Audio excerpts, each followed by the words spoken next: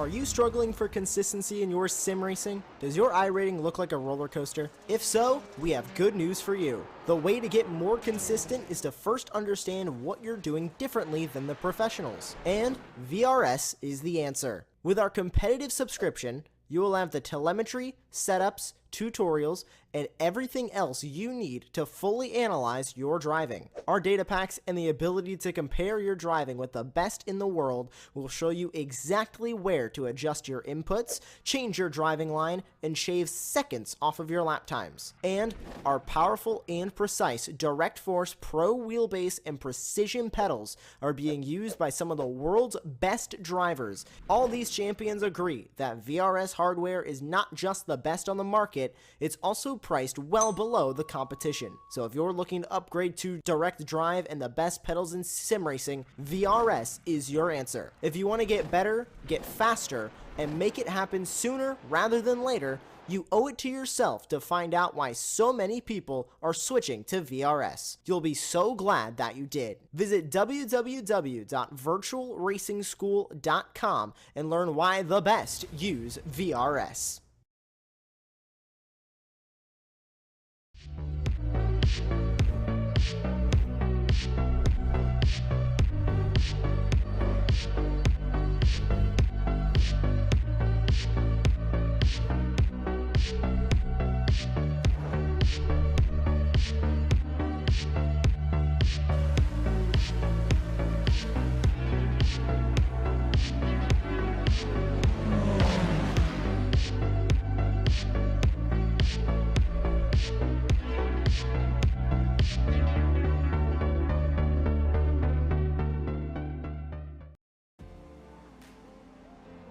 Good evening, everybody. Welcome to Apex Racing TV and welcome to the final round of Season 5 in the Apex Racing League Prototype Championship. It's been a busy old season, this, and there's been plenty going on up and down the order in all 4 classes that we have in this amazing championship. And we come here to Circuit de Barcelona, Catalunya for the very finale. It's a real tight and twisty circuit that is often very understated in a lot of different forms, but we have a massive challenge ahead of us for these drivers tonight and a great way to round out the season in what's going to be a dramatic championship finale. My name is Chaz Draycott. I'm delighted to be once again joined by Sam Fitzpatrick in the commentary box and have Lewis Ward on the broadcasting duties as well. Sam, we've had a lot of fun this season, and we were just saying before we came on air that we can't really believe it's already coming to a close. The final round is already here. Yeah, sometimes 9 rounds can be a bit daunting going on into the season, but yeah, you get to round 7, 8, 9, and you wish there were a fair few more. I hope the drivers wish there were a fair few more as well. Well, a couple of them, I think. Well, the championship leaders will be hoping that this thing comes to an end as soon as possible, so they can get their hands on their trophies, on their prizes. And we have a few championship leaders, and in the drivers' championships at least, it's fairly one-sided. These guys all need to finish, really, but they just need to finish, because just finishing gets you 20-odd points, and that should be enough to take them to the title. Thiago Marte, maybe if Newman and Sticks hadn't been at Hungaroring, maybe they could have put some pressure on the Dutch driver, but frankly he has been so consistent and has really had the pace on the rest of the field as well. Dominant victory last time out at Fuji. He leads the way. It's very close behind that. A number of drivers could still get P2 in the championship. Newman, Dix, who's yet to win a race this season. Smits had his best result of the season last time at Fuji with a runners-up spot, and Kevin Duguay. And even Clement Marie and Kevin Chaillon aren't that far away in what has been a very competitive LMDH field, which has only got tighter as the season gone on. And in the LMP2s, Jack Wells stepping towards that title. He of course took advantage of that pit stop penalty that Fabio Grassetti picked up last time out at Fuji. I wouldn't say that one's completely nailed down, because Grassetti and Schiller have had very good pace in recent rounds, or have had very high potential, but still Wells looking very good, I think, with 1 round to go, Chess.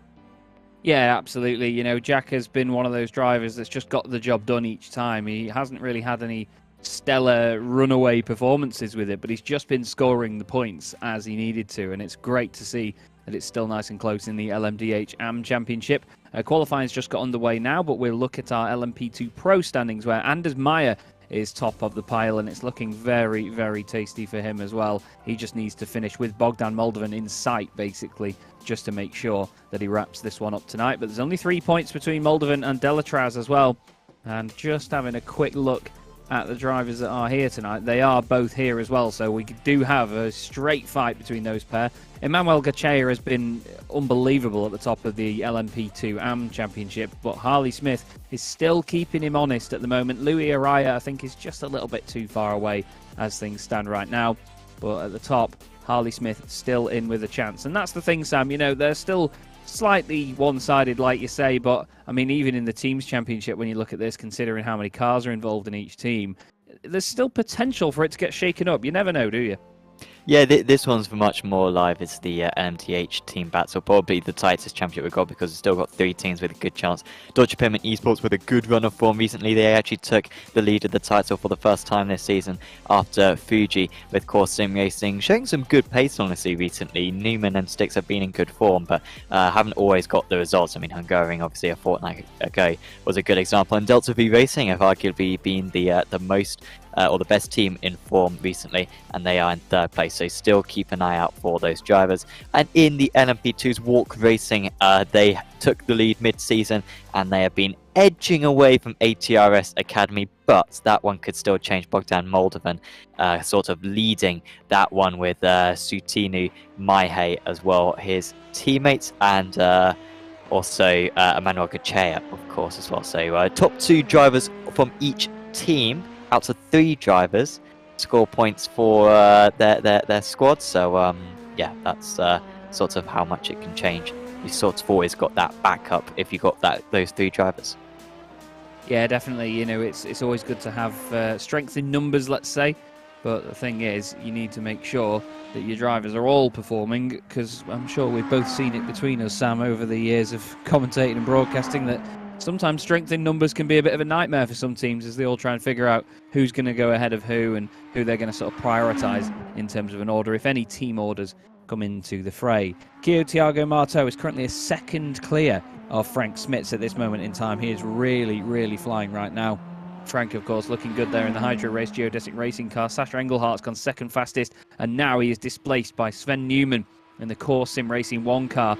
It's really on between Core Sim Racing 1 and Deutsche Payment Esports in this final round. Zoidov's gone 4th fastest. Jack Wells has gone 5th overall and now leads the LMDH AM Championship battle, as now Noah Schiller, getting it right this week, goes up to the top of LMDH AM instead. 1/10 of a second between them. Newman's only 3 seconds off in LMDH Pro. There's 1/10 between Moldovan and Delatraz. Waiting to see the other guys involved in that there making their way up to the top. Of course, Anders Meyer will want more from this qualifying. There's been a couple of drivers, though, haven't there, Sam, where, you know, qualifying's not been their strong point, but just their race pace and the way they attack the race and the way they pick their battles has been what's won them championship points. So there's a few drivers even now that we could look at, or anyone new to the championship could look at and think, how are they winning the championship if they're this sort of off the ball in quali? It's an interesting dynamic, isn't it? Yeah, I mean, if Wills could finish 2nd place in the LMDH hands, I think that would probably be his best qualifying of the season. He's more often than not qualified in the back 3 or 4 places of the entire LMDH field, and then had really good time management, really good consistency, and been in the fight by the end of the race. And yeah, Meyer tends to put in a strong lap right at the end of qualifying, so I can still see him rivaling Moldovan, but Moldovan's had the pace, honestly, I think, on him, and it's just a shame that Moldovan got that pit lane penalty at Hungarian. Otherwise, he could have had, I think, 4 straight wins going into this round if he hadn't have made that mistake. Big if, but he was coming back in the championship, but that sort of stuttered his progress. But I think the Romanian's going to be looking good for a race win tonight. Marto still clear, but only 0.2 of a second, and Sven Newman improves to 2nd. Yeah, constant movement up and down the order. Let's see what Kevin Krosny can do as he crosses the line now for Deutsche Payment Esports, and he's still 1.3 seconds off. I don't think that lap actually counted. No, he did a 127.23, and his best lap was a 127.04. So Krosny really needs to crack on now for his team. And look at the speed of these things around turn 3 here at Catalonia. It's amazing. such an interesting corner because it looks so simple on paper. It looks just like a really long flat right-hander, but it's never really flat in any cars, to be honest with you. There's a lot of cars where you'll have the rear end stepping out around there, and others where you'll just get pure understeer all the way to the outside, and then before you know it, you have to make more and more adjustments. But Krosny now pushing hard. You can see him through turn 5 as well, having to just maybe be a little bit hesitant through the left-right as you go up the hill now. Again, it's another opportunity for the car to break away through Wirth, in through Campset, and now down towards the hairpin at the bottom. This is a corner that's been changed a lot over the years, and it's interesting to see that we're running the proper version of the circuit tonight, Sam. I'm really not a huge fan of the chicane at the end of the lap, but to be honest, I think yeah, this is the best way to run it. Without question, the GP layout is dead now. Formula 1 doesn't use it. That was the only reason why they were using it before, and so there's no excuse now for any series to use the Grand Prix layout. So good that that's gone, and we're using historic all the way now. And Kevin Krosny goes to 4th position. That's 5th position in the LMDH overall, because he has put himself between Noah Schiller and Jack Wells. The drivers are limited to just 4 laps in this qualifying session. The last few rounds we've had such long laps, there hasn't been much of a factor. But this is a slightly shorter lap, and so a few of the drivers, well, the vast majority of drivers have completed all their laps. But we've still got Wells with another lap time to set, Cheyenne, Smits, who's way down the order. Smits with a 14th place so far, P2 he ended up last time out, so I expect him to move up. And we've got this man, Alexander Delachaz. In fact, many of the LMP2 still need to put in their second lap time. Moldovan, Delachaz, Gachea, and Dawson all on quick laps, with a bit Dawson just bailing out just now. Yeah, it's one of those where as soon as you know that the lap isn't quite a belter, you may as well just abort it there and then if you've done all you can do through the session. Here goes Jack Wells across the line, 0.185 off Noah Schiller at the minute, and he remains that far off. 126.79 was the lap that he could manage there at the end of the session, so it looks like Noah is going to be on top in the AMS unless Grassetto has something to do with it. He moves up the order but not by enough and goes up into 4th position. Fabio Grassetto still setting a decent time. Moldovan crosses the line. He doesn't improve either. Here's the 3.18 now of Justin Adakonis for ATRS Academy. Round the final corner he goes. Look at the way this LMP2 car grips through there. It's a little bit wide of the apex, but you don't want to hit that curb too hard because it'll really upset the car. He's across the line. That looked committed as if he knew that he was on an improvement. But no, Adakonis does a one... Oh, he does improve actually, but it just doesn't go up by enough to move up a position ahead of Meyer. So it's Marteau at the top of LMDH Pro, Schiller at the top of LMDH AM, then Moldovan in LMP2 Pros, and Gachea, as ever, fastest in the LMP2 AMs as well. And I tell you what, Sam, it's not easy to put a lap together around here, but I'd say the entire field did a good job there, because this is one where it really demands a bit of commitment, and a lot of off-tracks can come your way. Yeah, when we were doing pre-season testing for Formula 1 yesterday, I felt the grunts of that one, Hockenheim turn 1. Absolute nightmare. So I think the drivers should be thankful that they only get 10 minutes to annoy themselves rather than the hour and a half you put us through, Chaz. Was not happy about that one. Still recovering. Thiago Matto on pole position. Not a big gap though. Sven Newman is P2. He hasn't got a race win since round 1 of the championship, trying to end that tonight. Sasha Engelhardt lines up in 3rd place. Noah Schiller, who got pole position, remember, last time out at Fuji. Another strong qualifying for him in 4th. Then it's Kevin Krosny, Mark Zoidov, Jack Wells, Johnny Gebhard, Alexander Weitzel, Clement Marie, Marcel Vandenberg, Kevin Cheyenne, Kevin Duguay, Frank Smits, Fabio Grassetto, Rory O'Shea, Balash Tarosky, and Guillaume Kempfer. Martin Zeidfeld did not set a qualifying time, but he still grids up ahead of the LMP2s. Then at the top of the LMP2s, once again, Bogdan Moldovan has become a regular sight as this season's gone on. He's got his fellow countryman Emmanuel Gachea alongside him for another walk racing 1-2, just like Hungaroring 2 weeks ago. Alexander Delachaz lines up in 3rd place ahead of Andy Dawson, and as my championship leader, expects him to still be fighting for the win tonight. Justin Adakonis in 25th place overall. Then Sam Coleman, Sutinu Maihe, Alexandru Damien, good to see him, a mid-season entry, and Paul Joseph Clist rounding out the 29 cars. Yep, we've got a nice big field for this final round of the championship. 29 involved, not many in terms of the LMP2 AMs at the end of the day, but still It's great to have a nice filled field, isn't it? With all these drivers ready to rock and roll. So they make their way round now the final couple of corners here at Catalonia. You can see they're just going to go into the final sector. And it's all about to get very, very busy. But Thiago Marteau, it's not the first time he's led from the front this season. It's a situation that he's used to being in. He's got a lot of work to do, though, to make sure that Sven Newman, who's going to be really fired up for that second win of the season, like Sam said, make sure that Sven Newman can't get through. Safety car will peel into the pits now, the Porsche 911, which is effectively a GT3 Touring without the big rear wing on it. Thiago Marteau slightly in front, ready to plant his foot and get the race underway, but they've got to linger and linger all the way down till the lights go out. And the final round of the Apex Racing League Prototype Championship Season 5 is underway, and Thiago Marteau catches Sven Newman napping.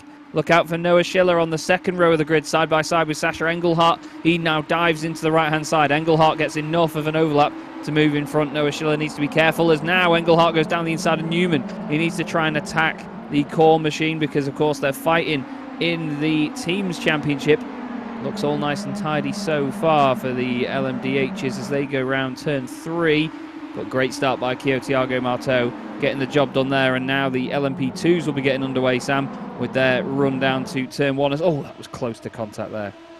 Yeah, Bogdan Moldovan with the launch that he needed. Sutinu Maihe has gained a bunch of places right off the start. He must have got an absolutely incredible launch, as there's so close to contact there, with the 355 just being nudged out there by Alexander Delachaz. So Maihe up 5 places, or 4 places in class, I am seeing right now. That must have been the launch of all launches, and it's dropped a couple of places down. There goes Anders Meyer on the inside, trying to gain places. Andy Dawson has spun in front of him, and Dawson spins round. It's a race clutch driver leading the overall field, but now it'll be a race clutch driver tailing it off as well. It's a real shame to have him spin around like that, because we know just how potent he's been at the front of the pack so far this season. But Anders Meyer, feeling the pressure, needs to get on the attack ASAP here. And, well, Sasha Engelhardt's doing the same thing as well. Sven Newman just in front. We've got 3 German drivers in a row here. Newman, Engelhardt, then Krosny just behind. But look how quickly these LMDHs spread out over the course of a lap. It's so hard to overtake here at Catalonia, and a lot of the drivers tend to forget that between coming here. But Sven Newman holding on to second at the minute. He just wants championship points. He needs to just throw himself at this round and do what he can do. Now is the time for taking risks. And Engelhardt, to be fair, behind him, knows that as well, and maybe sees that as an opportunity here, Sam, to try and unsettle him a little bit, because, as we both know, when you're chasing a driver that you already know is up against it, you can try and get into their heads a little bit easier, can't you? Yeah, it's certainly those factors can all build up on a driver and cause those mistakes. As we've got a driver coming out of the pits, that's Kevin Dorgay, and if anything, that's going to help out Bogdan Moldovan a little bit here, because around many of these corners there's not a big difference in pace between the LMDHs and the LMP2s, and so being held up slightly through turn 3 was Alexander Delchaz, who's now going to send it down the inside of Emmanuel Gachea. And you are absolutely right from what you were saying earlier on about it being difficult to take around this circuit. Maybe not Hungarian levels, but really, really tricky. At least at Hungarian, you've got that big braking zone at turn 1, and then you maybe got the cut back into 2. Not here. That turn 1 in these cars is so quick that you've got to be well alongside before you get to turn 1, and there's just not a big enough draft effect in these cars to really make up those meters on the pit straight. Yeah, that's it. I think it's... I mean, well, you have to think about the curb as well down at turn 1, because while the corner's got a lot of camber to it, much like the left-hander going up the hill there, the curb is on such a steep angle that if you do clip the inside wheels on it in one of these cars, then it just bounces off. This is what happened to Andy Dawson. It just goes around on the brakes. I don't even think there was contact there, you know. It was so slow, that slide. I think he might have just done it on the brakes, trying to carry a bit more speed in to go across the front of Anders Meyer, just to really shut the door on him. As there is the lead battle in LMP... Oh, sorry, it's not. It's one of the LMDHs going through. It caught me off guard there. That's Kevin Dorgay going through past Bogdan Moldovan, but he continues to lead the LMP2s outright. He's got Gachea behind him as well.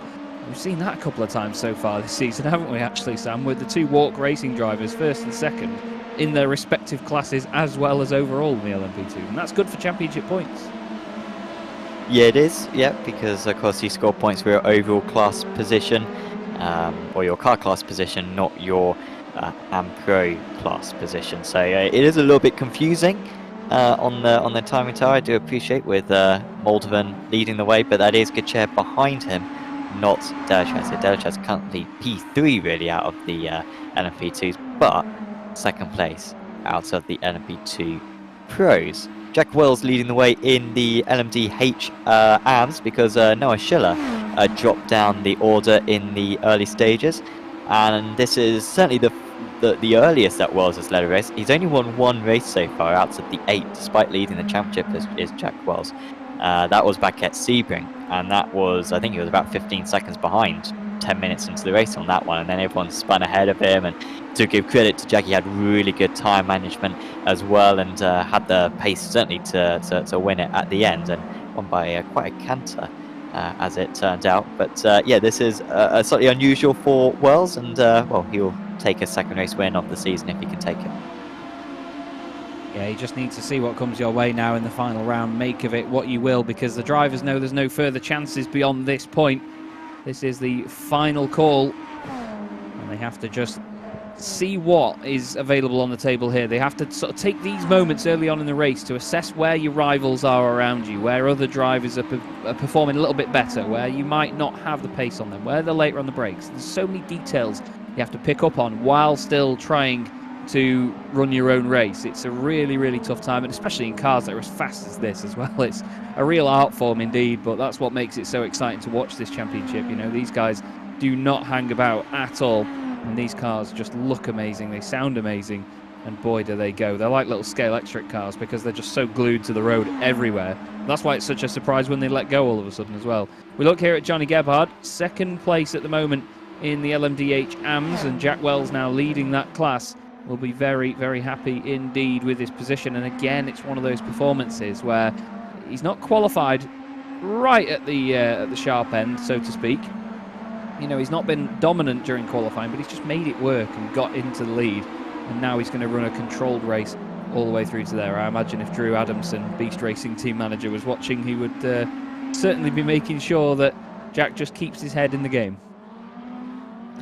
Yeah, and this is such a good circuit to lead at. He doesn't need to push it too much, and just expect him to get faster and faster. It shouldn't be any tyres that the drivers take, maybe?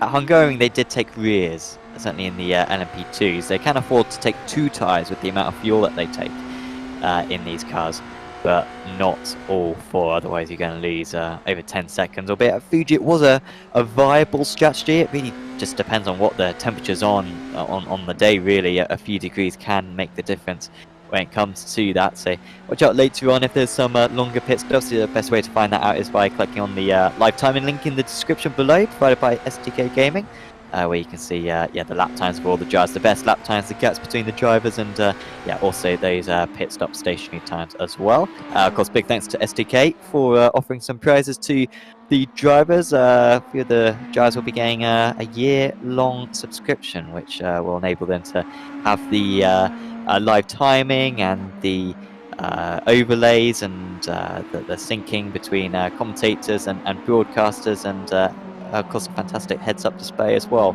for whilst you're racing, all provided by SDK Gaming. Do check them out, sdkgaming.co.uk,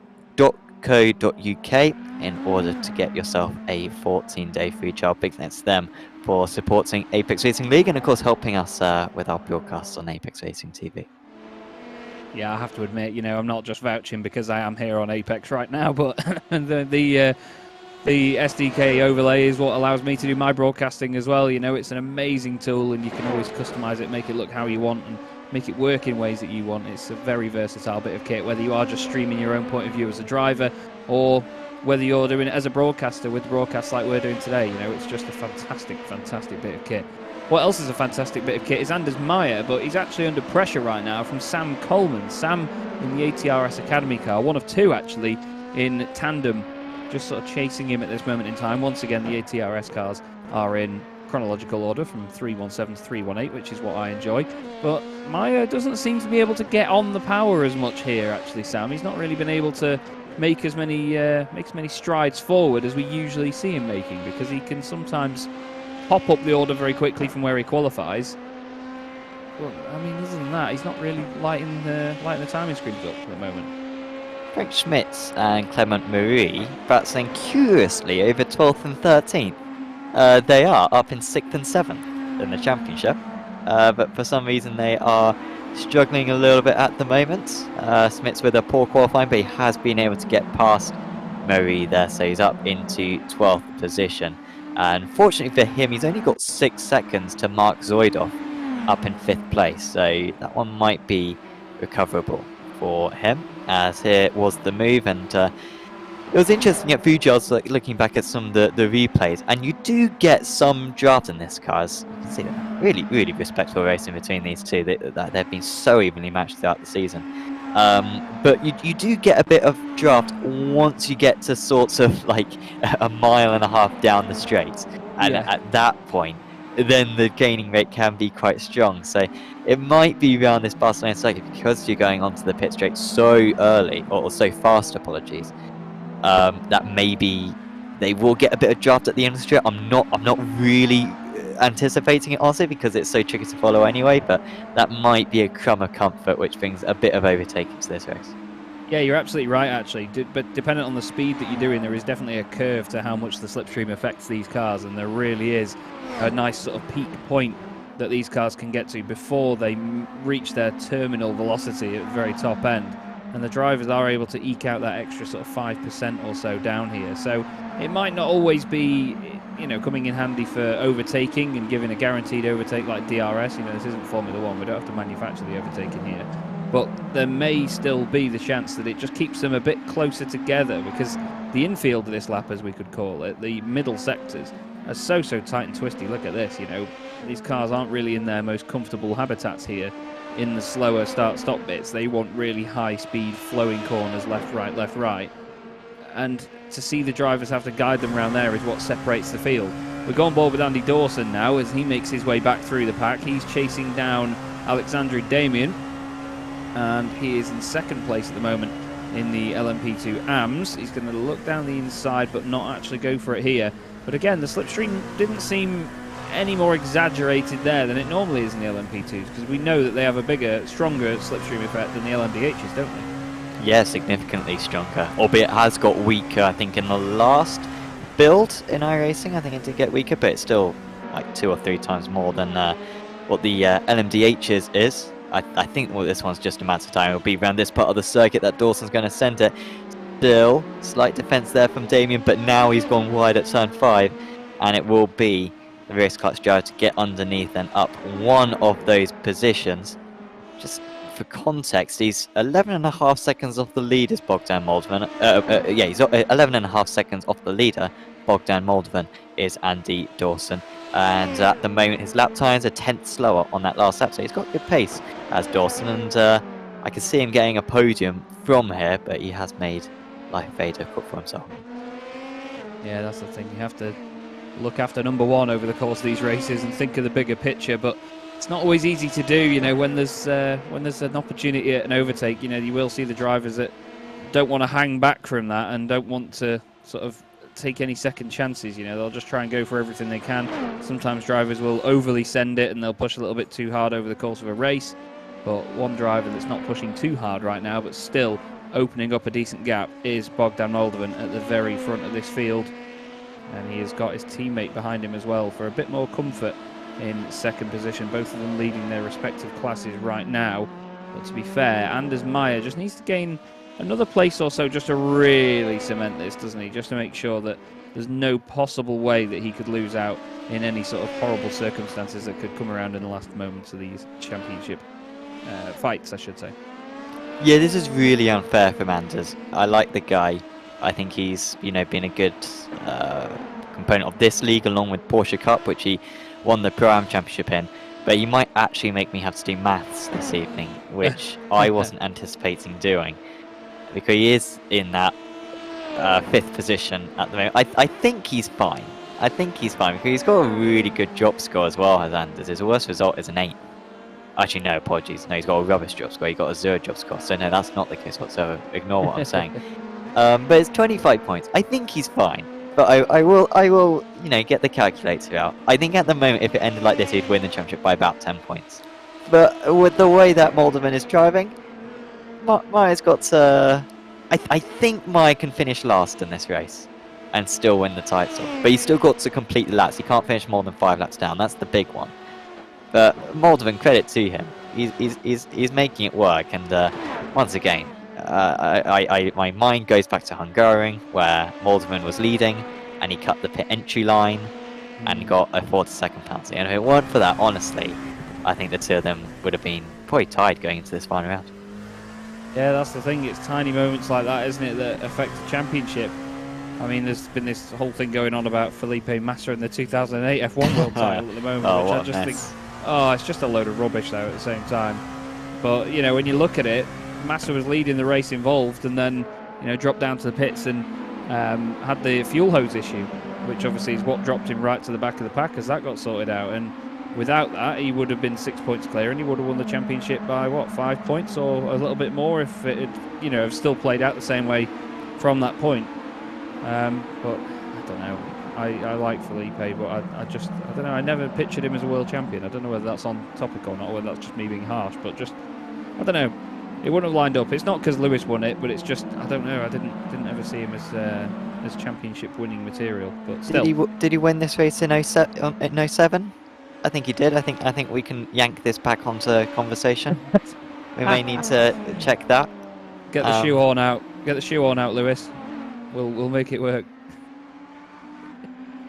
Still, it's it's one of those where the drivers have to just make sure that they're covering every single base, because it is just the little moments, isn't it, that add up and affect your championship. Only one result can completely ruin a season. You need to be on the ball all the time. And that was us talking about the actual 2007 Spanish Grand Prix winner, which is why we brought it up, Chaz, because he did win at this circuit. Yes. Wasn't the first year of the bad layout. No. I think it was the second or third year of the bad layouts. Yeah, second year, I believe. Yes. Yep. Had some decent results. I think he may have got his last Ferrari podium as well.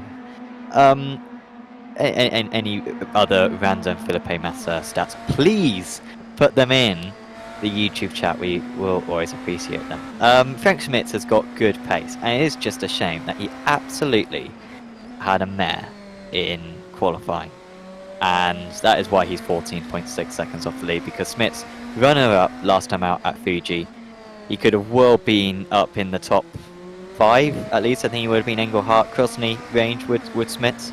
But, the current confidence is that, once again, he's only got 4.6 seconds to Jack Wells. He can see Jack Wells. He could probably even see Mark Zoidoff in 5th position up the road. So not all is lost for him. But unfortunately, around this circuit, it's the cars in between, which is the real pain. Yeah, that's the thing. It's not like he's just got a straightforward run to the car ahead. He can't just catch up to them directly on pace. He's got to do it by getting through other cars on the way there as well. And it's just, when you're a driver that has the pace of Frank Schmitz and you know that you can be right up there, all you see here is just barriers in front of you in the form of these cars, and it is a really frustrating time. But at the end of the day, as a driver, people remember how you overcome these challenges rather than the fact that you've had the challenge in the first place. So Frank needs to prove to us here and prove to everyone that's watching that he can make it through the pack rather than just be quick on pace. He needs to show the overtaking capability as well, which I'm sure we all know he's got, and just get any points out of this final race that he can, because there's a few drivers, to be fair, up and down the order in all of these championships that could just have one solid result that really slingshots them into the middle of the pack. And if it ended now, it looks like Deutsche Payment Esports would be the LMDH Teams champion. Sven Newman doing well, representing Core Sim Racing 1, but Pascal Stix not around tonight for the first time this season. Shame that Stix isn't going to get a race win under his belt, because he's won races in pretty much every other Apex Racing. Ooh, that's a slide for Grisette. That'll be a 1x, but going to be in a bit worse for him, as, well, Smits getting close, and these are the opportunities that you got to take. You can't just wait for, a better chance. This is pretty much as good as it's going to get for the Hydro race geodesic racing driver. But to be fair, if he can stay close around turn 11, then it's flat out through the penultimate corner, and then it'll just be a big wash of air wash. Although he even had to get out of the throttle through the penultimate corner as well, Chaz. That's how bad the following is around this circuit as Alexander Weitzel comes into the pits ahead of him. Yeah, Alexander coming in for a very early stop, but yeah, Frank had to really back off there, and he's not going to be happy about that. It's going to be a painful moment as well. It's a shame that Pascal didn't stick around, isn't it, really, Sam, to be honest with you? It would have been good to see the 2v2 sort of fight go towards the end in the team's championship like that. You know what, Chaz? Like, it's been an iffy first 8 rounds, but I think you're really warming up now, and because that's great stuff. Oh, well, we got there. We did say by the end of the season we'd have it all figured out, and I think we've done all right, to be fair. I think we've done all right, and you know, should we do this again, I think we'll be on top form from straight out the gates. Yeah. Just you know, give it another 18 months time, and we'll be back. And well, I think that was the gap from the previous time, Chaz, if not longer. So I think we've got to be realistic about this. Yeah, that's fair enough. That makes sense. Well, we'll see what we can do. But I've enjoyed it either way, and we've still got quite a long time of this race left to go yet. 40 minutes to go. We're a third of the way through now, and that early pit stop. Where's he gone? It was Alexander Where is Weitzel. Weitzel? Weitzel's actually he's retired. Yeah. I thought it. Oh no, here we go. Oh, that's Vandenberg. Apologies. So Vandenberg. See, Lewis has just done us there. Oh, Lewis. Oh, it's all falling apart. The stream. We've gone back to round 1. Vandenberg. Stationary interestingly for 26 seconds, which indicates he took all 4 tyres, which maybe means that tyres is a bit more than we thought, albeit it would be very strange to take tyres 20 minutes into the race, because then you still got to do 40 minutes on a set of tyres. So I'm not 100% sure what was going on there. But yeah, it's put him way back, and yeah, shame for Alexander Weitzel. I am not seeing him out there as Frank Schmitz is committing, and Kevin Cheyenne is not letting him pass, and this is inviting Clement Marie back into this fight. That goes one way, then the other, late on the brakes down the inside into turn 5, but he's locked up, and they somehow just go through each other there. I think we saw a little bit of that earlier on as well. They just got away with that, because that could have been a tiny bit of contact that the sim picked up, and it could have thrown Frank Smith's way off the road. He's got an issue there. He's really overheated the fronts, hasn't he, with having that problem just a moment ago, and now through goes Clement Marie as well around him. So it's gone completely wrong for Frank Smits. 1 step forward, 2 steps back, and he needs to instantly get back on the horse now, back down the inside of Clement Marie. But I'd be worried about those fronts, that they are done in. Doesn't look like the car's behaving itself now. He's going to have to take a good half a lap to just get it back into a decent operating temperature and see what he can do with it. It's a rare sight to see the front tyres lock in this car. It's always the rears, and you see it spin on a dime on several times this season. Smits has had enough of those tyres. He realises he needs some fresh air, and he'll just be praying that no one comes into the pits in the next few laps, because Smits could undercut a lot of drivers here, especially if he puts on a new set of tyres. Fabio Grassetto also into the pits.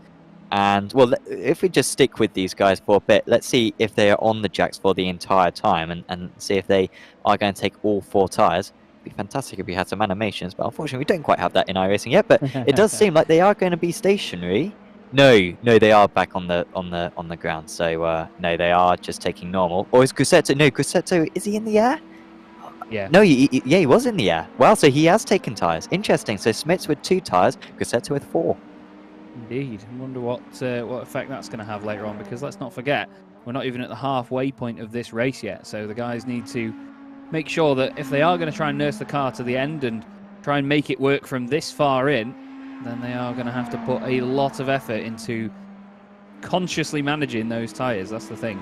So Frank Smits, I think, well, I was expecting him, to be fair, to take all 4 there, but no, clearly not. Here's Thiago Marteau. He's just behind the number 318 machine right now, just in Adaconis. He's just putting a lap on him in the LMP2s. He makes his way down the start-finish straight. Race leader now looking strong. He's only got 9/10 of a second over Sven Newman, though.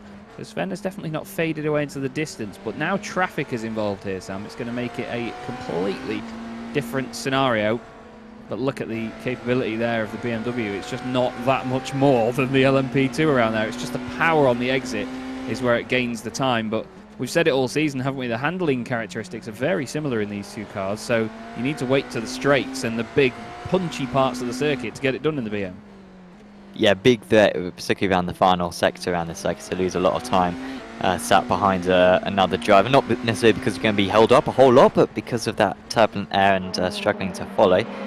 Is he going to be able to get ahead there, Marteau, into T9? No, it's sort of worth just staying behind, because then you can, get a good exit at least and pass on the straight. But yeah, this is not going to be easy for these drivers. Not as bad as Hungarian, obviously, where the slow speed corners we're seeing the LMP2s pull away from the LMDHs, but still not ideal. But great to see Newman. It's just a shame that Newman had that a bit of a mare in the middle part of the season. Him and Styx just had very little pace from about round 3 to round maybe 5. I mean, I'm saying that Newman got a second place back at Monza, but that was when Marteau had a big problem. He lost out fairly largely to Kevin Crossley on that night. So Core having a slight of a dip there, but their start and end to the season has been sort of the form that we anticipated from them.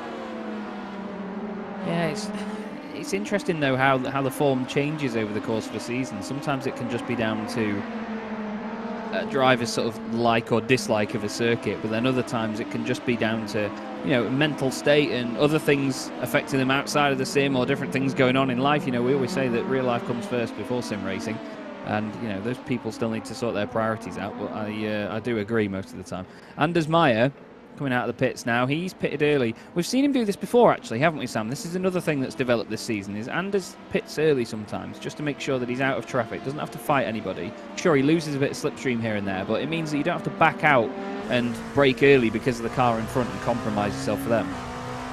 Yeah, and I'm confused as well if he took tyres, because he was stationary for 22 seconds, and I think tyres generally in these cars and also GT cars is about 26 seconds. I'll probably have a look back and see how long he was on the jacks for. But 22.2 I've got. Yeah, which is like 4 seconds short, but then it's like 8 seconds longer than 2, but 4 seconds shorter than 4. So it's a little bit of a tricky one. But I'll check back on it. What? That sentence hurt my head. Oh no, so it's 4 seconds short of 8 more than 2. What? In my head that made sense.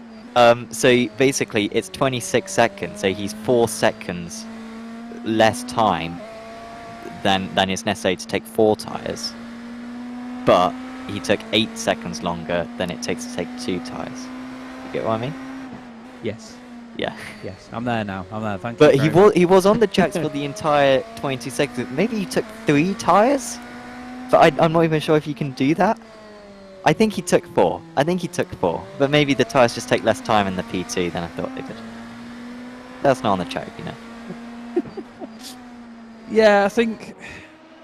I mean, that's one of the problems, though. I mean, it's something that really keeps us guessing in sim racing, especially on iRacing, is not knowing exactly what the drivers have done. We'll see the car go up on the jacks, but we won't know how much fuel's gone in, how many tyres they've taken. Hopefully at some point we can get some more sort of indications and animations on that. But, at the same time, it keeps it interesting.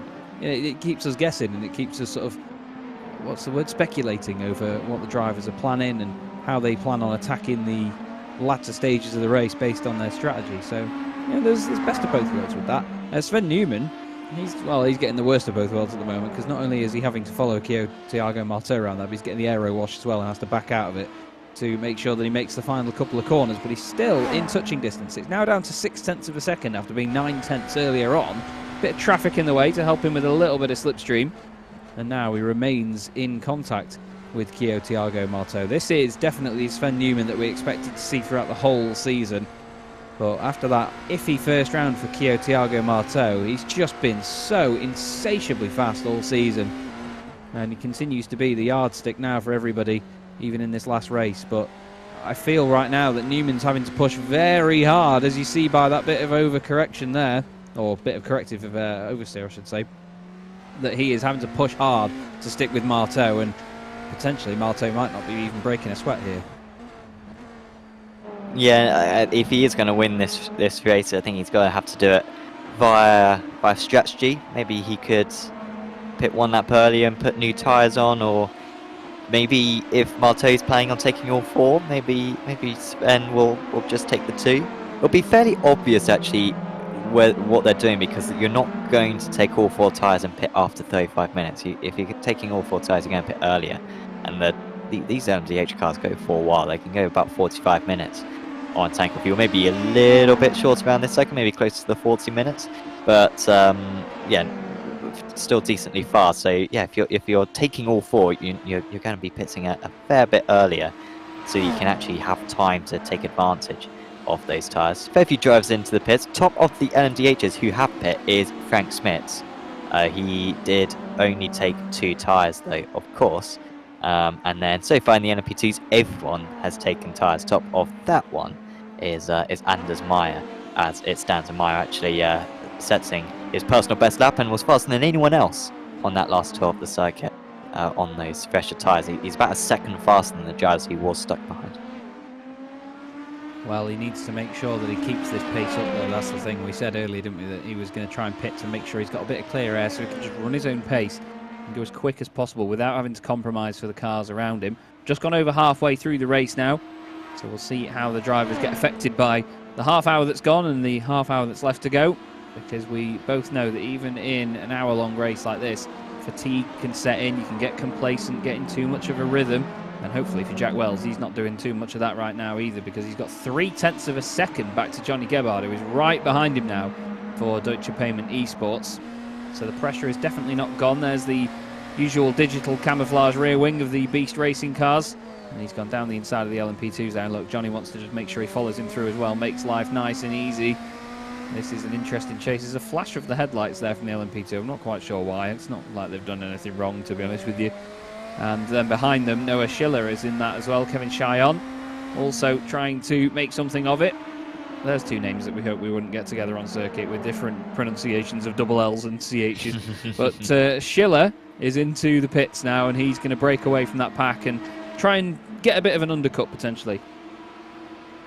Yeah, smart. Really, really smart, I think, that one. And of course, this is the time, if you're going to take all 4, to come into the pits, so you can evenly match the stints. I mean, right now, what times are these guys doing? They're doing mid-29s. I mean, that's in traffic. I think realistically they're in the high 28s, maybe mid-28s. And at the moment, Frank Smits, he only did 29.3 that last time, actually, did Smits, although he only took 2 tyres. Because Setso 27.8. So I'm trying to draw conclusions here. I think it's about half a second to a second faster a lap you're going to be on all 4 fresher tyres. But even just taking 2 tyres is going to bring a lot of stability as well. The drivers will tend to take rear tyres rather than front tyres, because everyone who's ever tried to drive fresh front tyres with worn rears know it can get very, very sketchy very quickly. Here is the fastest man on circuit, Fabio Grassetto, trying to make up that time, and he's not far behind Clement Marie now, who just came into the pits a few laps ago. So yeah, he's much faster at the moment, half a second faster that last tour. Yeah, he's certainly on the move at the minute, and he needs to keep that up, because once you get these quicker laps, it's easy to get overconfident as a driver and then push too hard the next lap thinking, yeah, I can do this now, and then just overdo it slightly and throw the car off the road. These things will not give you a second chance. As soon as they go around, as soon as they break away, you will be in the wall before you know it. But look at the pace of these things around there. As we go around Campser, up over the top of the hill, it is flying, is this BMW. Looks and sounds fantastic as well. Azul, bit of a moment there, but again, it's one of those things. The cars look so planted and so straightforward in terms of their conventional movement outside, that when you go on board and you see the amount of steering input and the little corrections and the oversteer here and there, it almost comes as a surprise, because the drivers are working so hard on fighting these things. But you've just got to be so committed. We go now past the LMP2 car down the straight. That is Andy Dawson.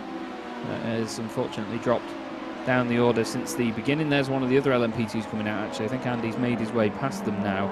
That would have been Sam Coleman. It's just come out of the pit lane. He was in the pits for 21 seconds, or he was on the jacks for 21.7 seconds, so about the same time as the other drivers around him.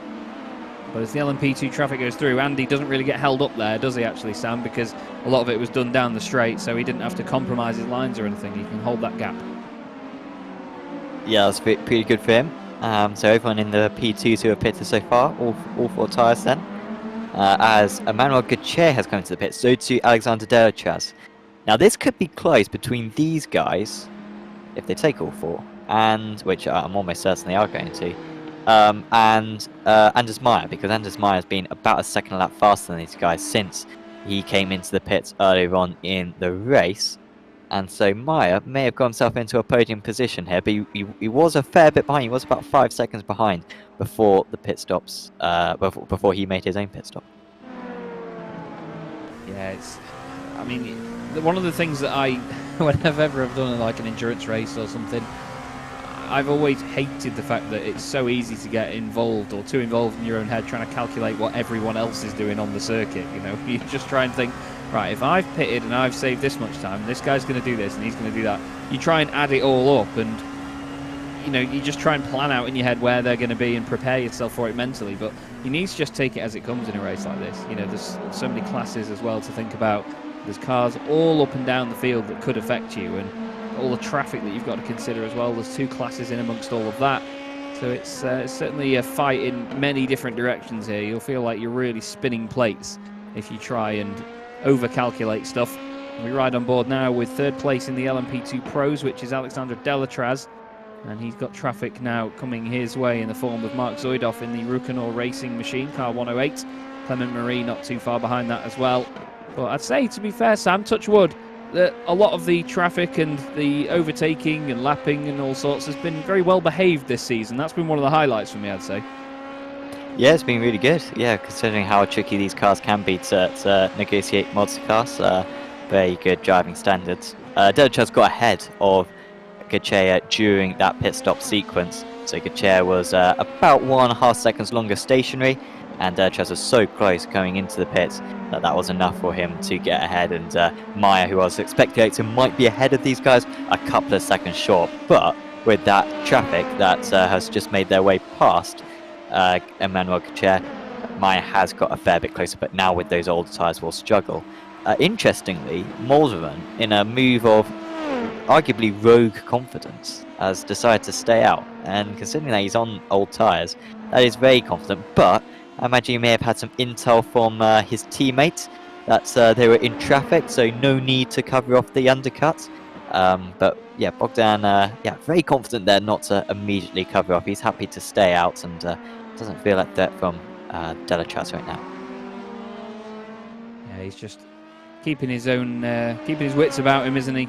Just not focusing on the mirrors, and again, that's something that's so easy to do as a driver. Into the pits he goes, and even look at the commitment that you have to carry into there. You have to throw yourself into the pit lane here at Catalunya, and it feels like a really long pit lane as well, actually. It's very slow down here. So you have to just make sure that you're ready to be patient, you're ready to just wait your turn. As Bogdan now goes up on the jacks, we'll keep an eye on how long he's stationary in the pits. Delatraz now has Gautier behind him, but nothing really too much to worry about at this moment in time. But he's coming into the last sector now, and looks like Moldovan in about 5 seconds will be done and off the jacks. 3, 2, 1 now. There you go. Look at that. It's almost like we knew. 24.3 seconds for Bogdan Moldovan. And then Alexander, yeah, he's absolutely nailed it, hasn't he? I was going to say, even if he was like another 5-10 seconds slower, Delachaz just wouldn't be able to get near him. So Moldovan looking very comfortable right now. Anders Meyer is 3rd in the AM class, but obviously the championship points go to the overall positions in that car class. So we will get points for 4th place in LMP2, while Gautier is still up there in 3rd, and effectively helping his teammate out a little bit, isn't he, by being ahead of Anders? Yeah, that's absolutely the case. So gap ended up being 5.5 seconds. So yeah, it's about the same. It was that traffic was a bit unlucky for Delachaz, but it was, well, I say unlucky. I mean, really, he should have known that he was going to come out into traffic. But it was a good call in the end because it got him ahead of Gautier.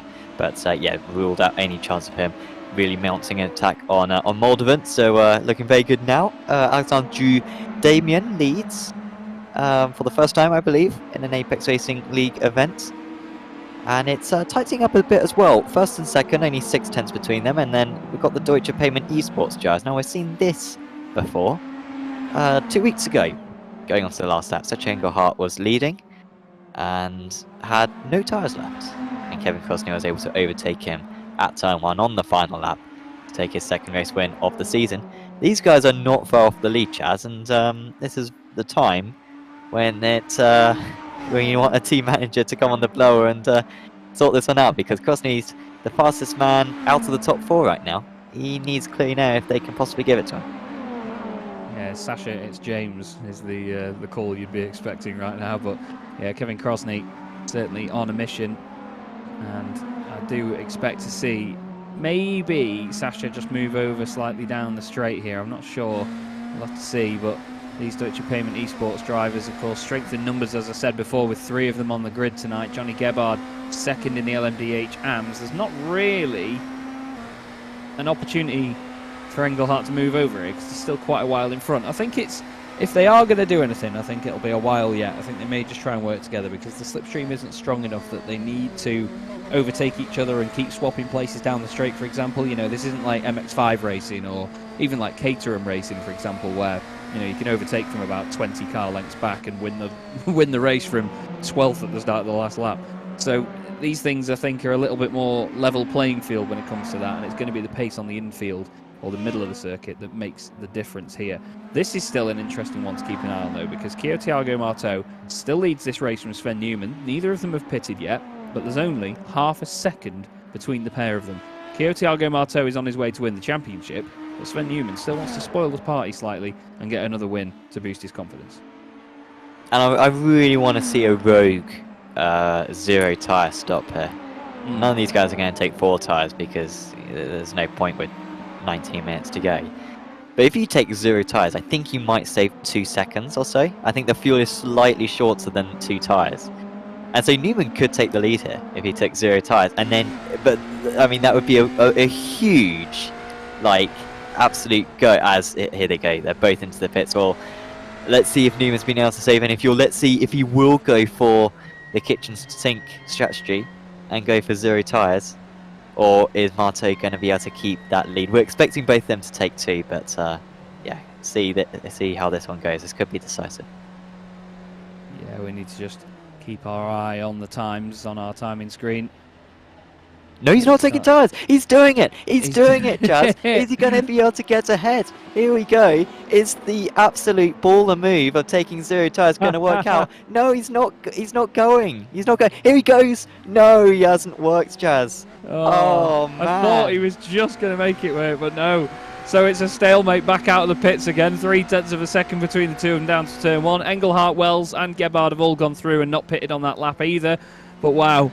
These two carry on this fight literally on a level playing field again. So it was 15.2 seconds for Thiago Marteau, 14.4 for Sven Newman, but that 0.8 of a second when they were so close together makes absolutely 0 difference because they still leave the pit lane nose to tail. But there was so much potential for that to work there, but they've both gone and done the same thing. So it's just a big reset button now, and we've got another, 17 3/4 minutes to go.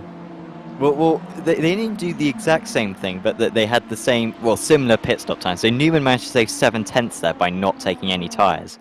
But Marteau didn't need to take quite enough, or the tyres weren't quite long enough for him to get ahead. So now, Marteau would have taken rear tyres. So now Marteau's going to have quite an understeery car. He's going to have fresh rear tyres but old front tyres. Meanwhile, probably should be a slightly better balance, if anything, for Newman, but really will probably be a bit slower. So we'll see. They'll have different characteristics now on those cars to the end of the race.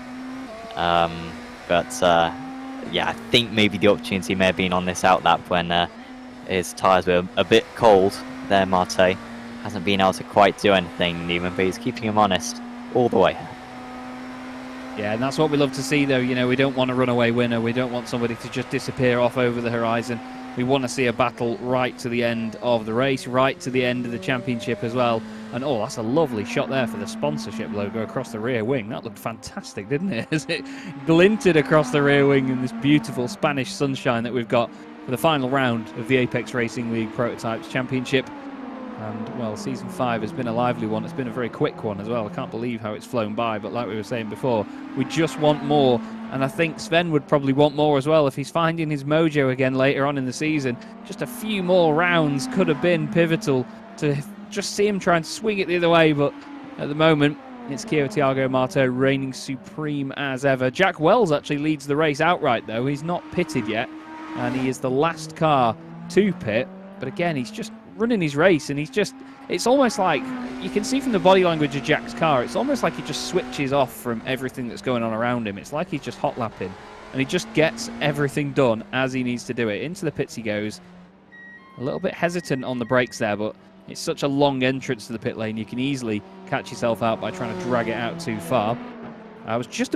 Lewis read my mind there. I was just looking down the timing screen. I noticed that Andy Dawson has got close to the back of Anders Meyer and is continuing to reel him in here, and is maybe going to take another spot away from Anders. We saw that Andy was really quick. Didn't he win on his debut in this championship this season? He did, didn't he? He won the LMP2s outright, I think. Yeah, I think that was at Sebring, wasn't it? Yeah. Yeah, because it was him and the Pure Sims driver that I can't remember the name of, that did one race and then disappeared. But Andy Dawson is, well, he's certainly showing that the earlier mistake was something that he's put behind him now. And let's not forget, it was as he tried to go across the front of Anders Meyer as well. You know, he wanted to try and close the door, just overdid it into turn 4. And now he's got a chance at redemption. Really does show you the pace. If he can catch all of that time back up and now be in a direct fight with the car he was trying to defend from in the first place. Great stuff from Andy Dawson. Yeah, I'm pretty sure about 10 minutes in he was 14 seconds off the lead, and now he's 12.7 seconds off the lead. Admittedly, he did come into the pits much earlier, so he would have taken advantage of those tyres, but I think to say that he's been the second fastest man out there behind Bogdan Moldovan is not an exaggeration. And he's on very similar tyres as well to Anders Meyer, so this is a straight fight. Neither of them have an advantage over the other. And this one will probably rage on. And for Anders, he needs to finish this race, remember. He does have a fast repair, so he can afford to crash, as long as he doesn't quit out of the race. So really it would need to be a hardware failure in order to let him down from here. But he maybe not want to necessarily finish the season on a low. I mean, I remember just when I won the BSR Electrical Winter Series Championship a few years ago. You know, I hadn't won a race that season, yes, but I didn't really want to on the last round as well, because you know I was quite happy just to finish in 6th position like I had for most of the season, admittedly, and just take the points. I didn't want to have a crash, so you know, I don't think Anders will be wanting to have a crash either. Well, no, he won't want to throw away championship points here. It may be the case that when Andy gets close enough, or if Andy starts to really upset his rhythm or just try and have a prod here and there into corners, Anders may just let him go. You know, he's clever enough to know that he has to pick his battles here. We've seen him do it before, and I think there's a potential here that Anders will not roll over, but you know, he won't make it too difficult for Andy if he wants to sort of force the issue and try and get by. At the moment, the championship gap would come down by 11 points. And it would be the championship for Anders Meyer by 14 points is the gap. If he made this move, the championship lead would be down to 12 points.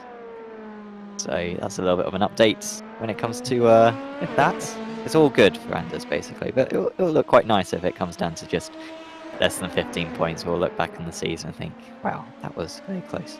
Of course, you know, whilst this is the last race of this season, we have got another LMDH LMP2 Championship coming up, the Apex Racing League Endurance Championship, launching late on in May. 26th of May is the opening round for that one.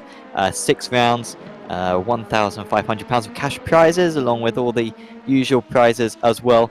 And it's 3-hour races, minimum of 2 drivers, maximum of 3. And we've got some pretty storming circuits: Spa, Le Mans, Monza, and Co. All on the roster. So do check out apexracingleague.com to get yourself signed up for that. Already a fair few LMP2 teams, interestingly, signing up for that championship. Really get to see a strong contingent in the class that, honestly, I was thinking might be the trickiest to fill up. I was trying to see, actually. I was just having a look then at the times, just to see what difference there is in the pace here, because like you said before, the gap from Andy Dawson to the class leader wasn't that different from earlier on, so I'm wondering what Anders' pace is like. And he did a 131.1 last time round, same as Andy Dawson. But Bogdan Moldman's like 7/10 a lap quicker. He really is on it at the moment. And like we said before, he's just pushing on, and he's doing everything he can in this final round just to make sure that if there is anything happen to Anders Meyer, he is in the perfect position to pick up the pieces and win the championship. But honestly, I don't see that going completely downhill for Anders now. I've got just over 10 minutes left to go. I've touched wood when I say that, by the way, because I don't want to put a curse on things. I'm not like Ed May. He's got the strongest commentator's curse there is. You'll find that out over the course of the Formula 1 season, Sam. But still, I think that Anders is just... I feel at this point he's just taking it easy. You know, we've seen races from him before where he's not started as potently as he normally does, and then he's sort of faded into life as the race comes to a close and he suddenly finds this pace. But here, I think he's just making sure that he bags the points and wins the title, if I'm honest with you. Yep, I think that's probably what is going on right now. So, yep, not going to catch up 20 drivers ahead. Very happy in that 5th place if he can keep it. Right now, our producer as well is just doing a victory dance, it looks like, as he changes to this camera, which I'm a big fan of. I know some people don't like it because it shows no action. Johnny Gebhardt has had a mistake. He's off the circuit. There he is. Now that wouldn't be very useful on the helmet camera. And he's gone off at turn 5. This is the tyres. They're falling away. And Johnny Gebhardt's struggling. His teammates, I'll mention in a slight moment once we see exactly what happened to him. Oh wow, he's really just locked up the tyre. The inside left is unloaded. He's actually made a little bit of contact with the wall. Hopefully that hasn't done in the steering. His teammate, Kevin Crosney, might be on for his 3rd race win of the season here. Kevin Crosney is flying. He's 1.4 seconds faster than the race leader on that last lap. I think that was a slight anomaly, honestly. But he undoubtedly is the fastest man. Remember when he was behind Sasha Engelhardt? I mean, he had pace half an hour ago. That was sort of when the pace changed, and since then he's just been closing the gap. And Thiago Marteau is not comfortable out in the lead. Remember, Newman took 0 tyres, so he'll be really struggling with the rears. But if it's the fronts which are struggling, then maybe Crosney is the man in the box seat. The problem is he's got to overtake here, which we've seen is very tricky. It is, yeah. I mean, you know, following here as well and trying to set up an overtake is also just as odd and difficult, you know, because some of these corners are so fast in these cars that it's just not easy at all to, I don't know, the aero wash seems really inconsistent. Like certain corners you get a massive effect of it, and other times you just don't. It's really odd to try and explain. I'm trying to put my finger on it, but it's just, he's looking good, Chad. Crosney, I mean, you're talking about the aero wash there. But I mean, look how close he was able to follow through turn 11. This, the final corner, this is where it hurts. But even there, look how close he can stay. Well, if he's got straight line speed here, Kevin Crosney, he's got a fantastic chance at this race win. Yeah, definitely. He just needs to crack on with it. And look at that now, the slipstream's coming into play. You could definitely see it there. That's probably the only time this season we've seen it come into play with these BMWs, and it comes in the last 10 minutes. But yeah, Crosney, well, he's here to upset the party now, isn't he? And oh, goodness me.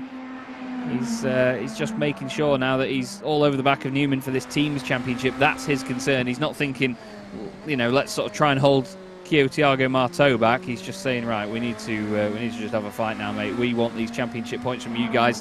And he just looks a lot more confident, doesn't he, in what the car can do. And you can sense a bit of urgency in Sven Newman trying to hold him back here. It's almost like the body language of the car has instantly changed. There was a lock-up into turn 4.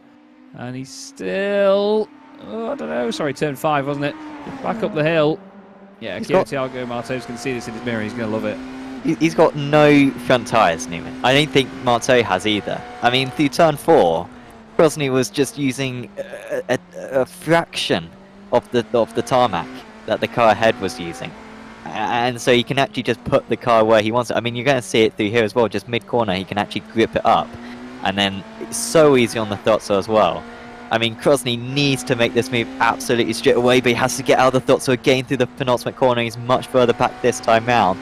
I think it's going to be turn 5, honestly, because he's got the double right of turn 3 and 4 where he's really way faster, Krosny, and then it'll be turn 5 where I think his best chance is going to be. No, I think it's going to take quite a bold send on the brakes, you know. I think he's really going to have to line something up. Although, then again, turn 3, the car's going to feel like an absolute massive amount of backside around there for Sven Newman. It's going to be horrible trying to get it to not wash out too wide. And then again, it looked really committed on the way into turn 4, but then on the exit, it's just, look at that. He's not got the traction even in the rears. That's the problem. We've seen just how much these guys can skate the rear end around. Here we go. And yeah, oh, look at that. Instantly Newman over to the left-hand side. Very decisive stuff. But Krosny, he's just trying. And Marteau's falling back into these guys. Even when they're fighting, he can't pull away. As here comes the inside line for Kevin Krosny. Can't get it done. Brilliant driving there from Sven Newman. But Marteau, even when they're losing a second of that fighting, he's only a second ahead. He's an absolute sitting duck if these guys stop fighting. Well, that's it. I mean, it's only going to take one moment for Krosny now to just break through. There it is, down the inside. He's going to have the optimum line here, and no matter what Newman does around the outside, the car's not going to have the grip to stick with him, and that's it. Krosny's through, and the slipstream isn't going to allow Newman an easy way back into this. He's got two very difficult corners to follow around, and Krosny goes up into second place. Now he's going to set his sights on championship leader, Thiago Marteau, and he's going to be shaking in his boots now. He's going to see that rearview mirror full of the Deutsche Payment Esports Solutions. No, I don't know why I say Esports Solutions, guys, because there was another championship or a team that had a similar name, and I always nearly say it, and there we go. I've finally fallen for it. So I'm sorry. You're such a problem solver, Chaz. You just can't stop helping solutions. Oh, yeah. You're a corporate shill already saying the word solutions like whenever a rubbish, you can. Like a rubbish school scientist teacher just throwing solutions at everybody. Anyway, Marteau is just. Like he's lost 6/10 in the first sector. Yeah, he's just hemorrhaging time right now. He's really throwing it at Krosny. And if I'm honest with you, I think this is going to be a case of when, not if, because Krosny has got 4 minutes to do this now. He's got a good couple of laps in the books here to be able to make this move. So I'm feeling that Krosny is slightly inevitable here, and this is exactly the time to do it. Great stuff to watch. We've been impressive. Nine races this season, and it looks like Kevin Krosny might well take victories in 3 of them. He's only taken part in 8 of them. But really, despite that, apart from that non-finish, yeah, he's had a fantastic run from a third, a first, a third, and right now a second. But he's over a second a lap faster than the race leader, and with the straight line speed he exhibited just a few moments ago, this could be when the Deutsche Payment Esports driver takes the lead. Here we go into the slipstream then. You can see very little of it, but it's about now where it really starts to drag the car along, and you can see a little bit of a difference. Krosny nice and tidy on the brakes, but he's just gaining and gaining and gaining. Any time that they go through a corner, it's just imminent, isn't it? Look at the difference, the confidence he's got there. Thiago Marteau has to be so just gentle with the car and really not work those front tyres in. We've all had nightmares before with the tyre model on iRacing, but look at that. Unbelievable. Thiago Marteau had nothing round turn 4, and Krosny says, all right, thanks, mate. We'll throw that round there. Oh, he's off. Thiago Marteau's off. He's really pushed it too hard. Straight on at turn 5. Unbelievable. I'm not the slightest bit surprised. He was never making that corner. He was so far away from making that corner. And, I mean, already on the inside and the front left is so easily locking. And he's down below Sven Newman, who just seems to be struggling even more. Krosny's probably going to win this race by over 5 seconds now, because he's that much faster. And Marteau will have an absolute nightmare for these final few laps. So Thiago Marteau looks like his win rate is going to stay at just the 4. And Kevin Krosny, with a couple of laps to go, can absolutely cruise to the race win, which is something we had no idea was going to happen at the midway stage, just like when he took the race win at Hungary. There it is then. You can see back from Sven Newman. It's just, I mean, even when you see the tyre marks across the inside of the corner that Thiago Marteau left there, there was just no way at all. I thought it looked like it went a little bit hot, but wow, it really didn't slow down at all when it got going off the road. And here we go again, but look at this, right? Look at that, he's really on the lock, and the car is just not making it around there. Krosny's on the right, he doesn't need to do anything more than that, and yeah, it's just that lock up, and it just doesn't stop at all. And again, the cumbersome nature of these cars at slow speed feels even worse as you go through the gravel as well. But Kevin Krosny, Well, he's got the job done here at the moment, hasn't he? 4 places gained from where he started in this race. Even he's pushing a little bit too hard into turn 5, though. I think no matter what here, Sam, they're all going to struggle in these later stages. So watch out for potential mistakes on these last couple of laps as drivers get complacent. You can see from the track map there that the track is full. There's cars absolutely everywhere around it in all classes right now. We've got Krosny leading LMDH Pro, Schiller leading LMDH AM, Gachea leading LMP2 AM, which for some reason has gone above Moldovan, the leader of the LMP2 Pros, on the timing. I think it's because some of them have been lapped and some haven't, but we'll see. Still, Moldovan's done everything right tonight, hasn't he? And Anders Meyer is still ahead of Andy Dawson. He's actually cleared him by 1.5 seconds now. Yeah, that one looking a bit more comfortable. Derge has been kept honest by Gachea. This LMP2 hasn't really had much of a change. Coleman being caught a little bit by Maihei. Actually, just a mistake on that lap for Coleman. All these LMP2s, they took all 4 tyres, so they're not struggling as much on tyres. Marteau's come into the pits. I wonder if he's gone down to like 0% tyres and had to come into the pits, or maybe he's run out of fuel, perhaps. Albeit I don't remember seeing any fuel saving from him. Not the end of the season that Thiago Marteau wanted. He's still going to win the title, but from a very confident victory, it looked like he will drop outside the top 10. We missed Noah Schiller taking the lead earlier on, but he is under huge pressure now, Schiller. He is struggling a bit with Smits and Zoidov much faster. Zoidov actually took all 4 tyres earlier on, and so is much faster than these drivers. But Schiller's only got this lap to survive, and turn 5 was the last obvious overtaking spot. He'll have to be getting brave into T10 in order to change the order of these 3 drivers. Yeah, that's it. I think that right now he just needs to keep it nice and tidy, and I think the guys behind might be struggling a little bit as well, but maybe not as much. But someone that's definitely not struggling is Kevin Krosny, and he's put in a hell of a performance in this race to get right to the front. He's made it work when he needed to, and round this very tricky Circuit de Barcelona, Catalunya, it's going to be a final triumph to end the season for Kevin Krosny of Deutsche Payment Esports, not Solutions, and he manages to cross the line and take the victory. It's going to be an all-German podium as Sven Newman finishes second for Core Sim Racing 1. Boy, he worked hard for that.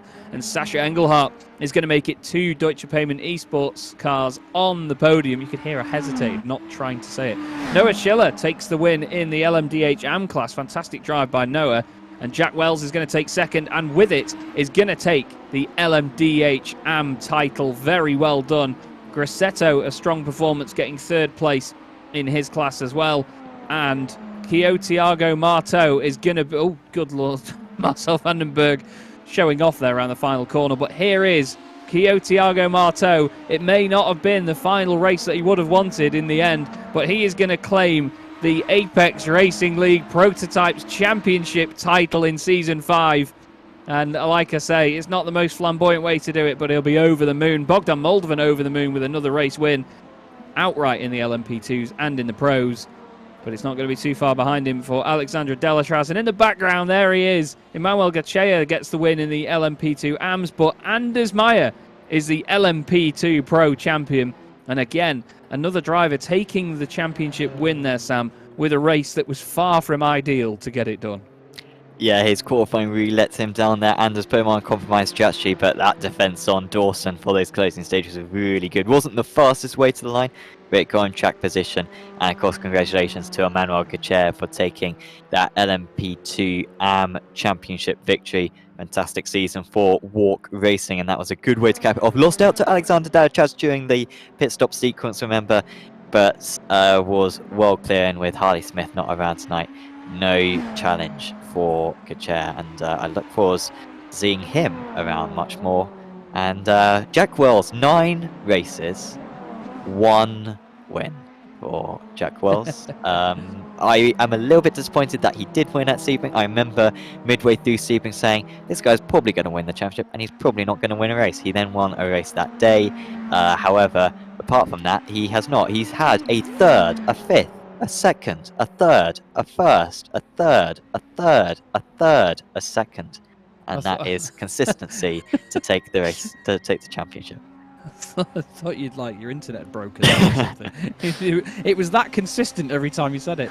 There is Jack Wells doing some donuts then to celebrate his championship title. Very well deserved indeed, but it's what we'd call a Turkington-esque performance, isn't it, Sam? You know, you're just always up there, but, you know, not the most exciting driver on the circuit, but just in the right place to score big points and win the championship. Awesome stuff. I remember there was a few British Touring Car Championship seasons a few years ago where I think Turkington won the title from Ash Sutton, even though Ash won like 6 races and Colin won 1 all year. You know, it's just one of those performances where it's not about how many races you win, but it's the ones in between. Kevin Crosney takes the win outright tonight ahead of Sven Newman and Sasha Engelhardt, who complete the podium, and Noah Schiller finishes in 4th place. A great night for the German drivers. Mark Zoidov finishes in 5th, a bit under the radar. Jack Wells finishes 2nd in the LMDH AMS, ahead of Clement Marie in 7th place. Fabio Grissetto on the LMDH AM podium. Kevin Chillon finishes in 9th, ahead of Guillaume Kempfer. We didn't see much of Guillaume tonight, to be fair, with Kyo Thiago Marteau 11th, taking the outright championship title. Very well done to Kyo Thiago.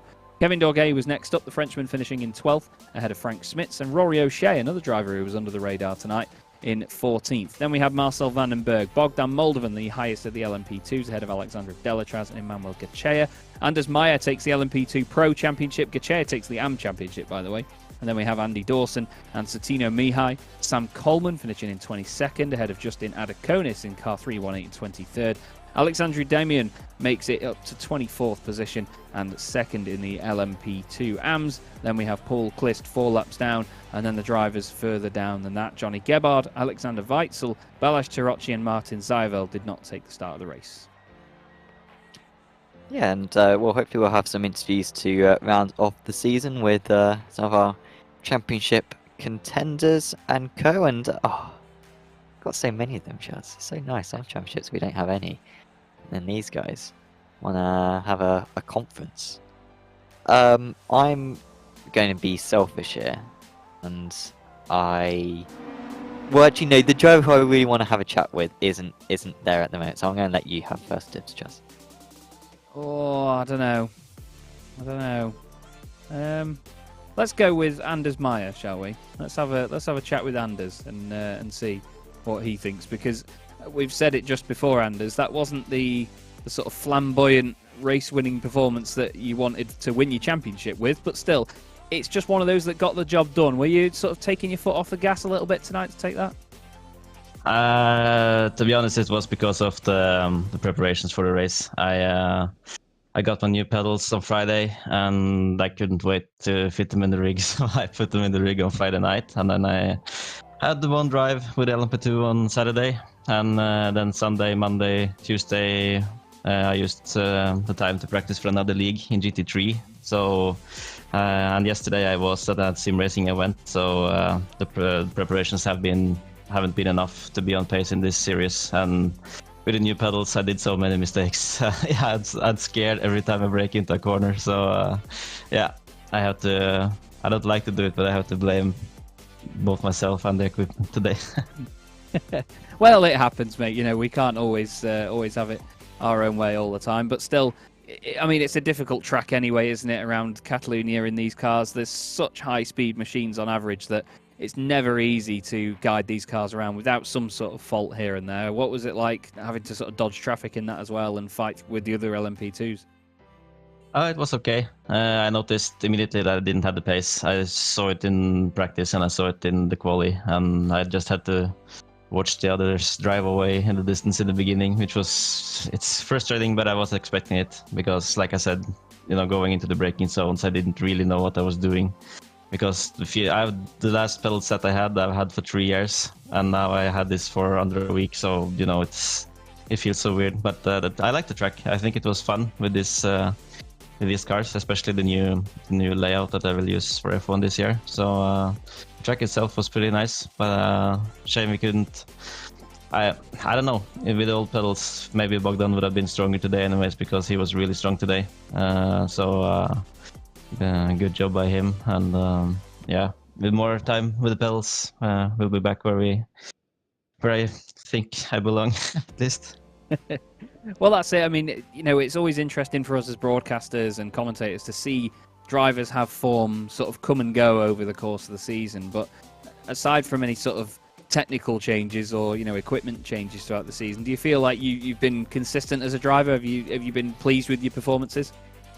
Yeah, overall it's been good. I've had a few frustrating races, even though it's maybe me being a bit weird, but sometimes when I finish P2 I'm not necessarily happy, because if I did mistakes like at Monza, I hope that I could have won. At Road Atlanta I think I had the pace to win, but I did too many mistakes, so it's not been perfect. But my main goal with the league was to be ready for the Sebring 12 hour, so I kind of achieved that goal, because the Sebring 12 hour we finished 8th in the top split, so that was for us sim racers that just go to work at daytime and drive the little time we have in the evenings, that's quite an achievement. So I feel like I've reached my goals in the league, and of course to take the overall win is a nice bonus.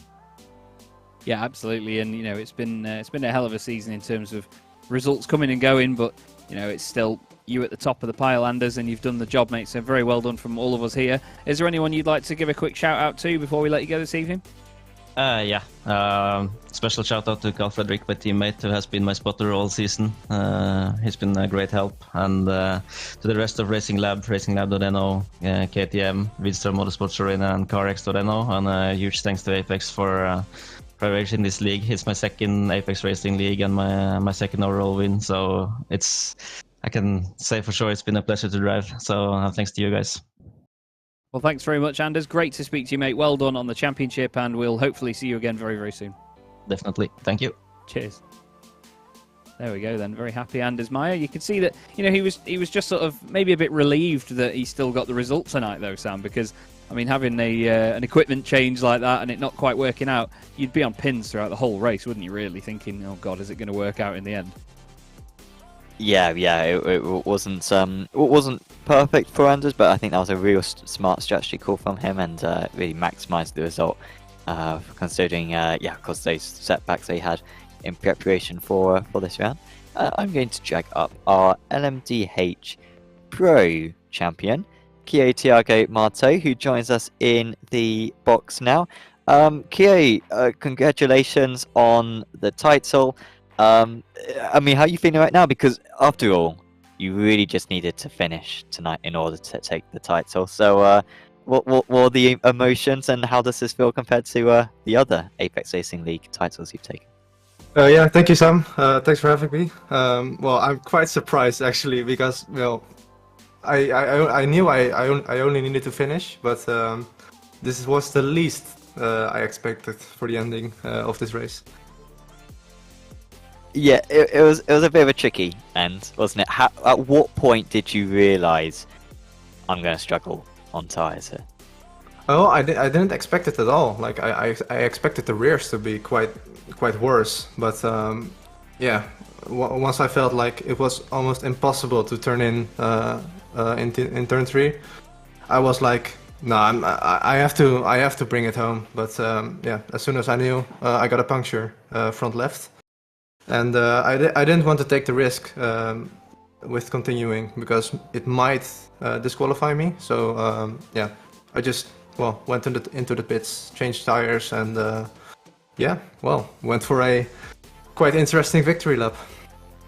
Yeah, we were speculating why that was that far on that, because yeah, I was thinking it must have been because you're on 0%, because yeah, no other reason to come in when you were in the podium places at that point. But I mean, you look back at the season, you haven't really had the luck on your side, really. I think round 1 you're a bit unlucky. I think Monza in particular, you almost certainly would have won back then if it weren't for the setback early on in that race. So I mean, how do you look back at the season?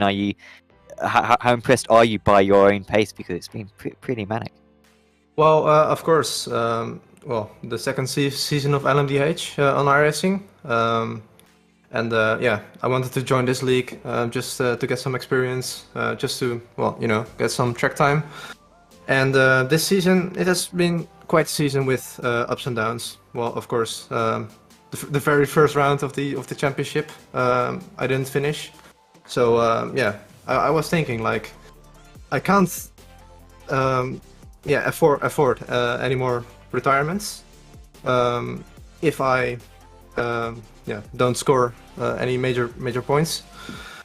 And then of course Monza came.